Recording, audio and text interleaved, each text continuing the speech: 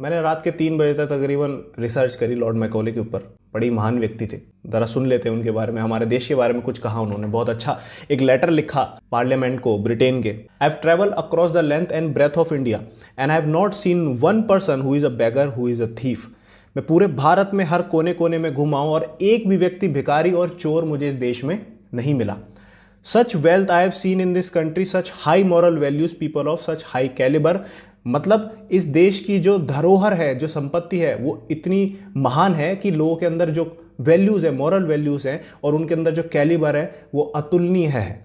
That I do not think we would ever conquer this country. मुझे नहीं लगता कभी भी इस देश को हम कॉन्कर कर पाएंगे unless we break the very backbone of this nation. कि इस देश की रीढ़ की हड्डी को नहीं तोड़ देंगे तब तक हम इस देश पे राज नहीं कर सकते, जो कि आध्यात्मिक और कल्चरल हेरिटेज है, जो पुरातन संस्कृति है।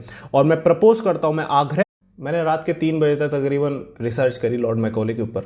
बड़ी महान व्यक्ति थे, जरा सुन लेते हैं उनके बारे में, हमारे देश के बारे में कुछ कहा उन्होंने। बहुत अच्छा एक लेटर लिखा पार्लियामेंट को ब्रिटेन के। I have travel across the length and breadth of India and I have not seen one person who is a beggar who is a thief.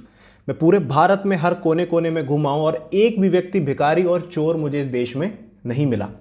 Such wealth I have seen in this country, such high moral values, people of such high calibre.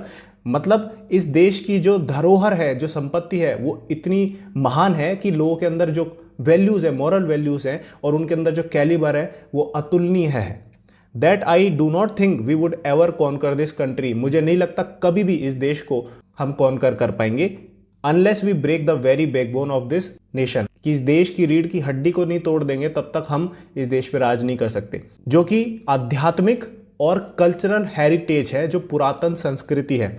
और मैं propose करता हूं, मैं आग्रह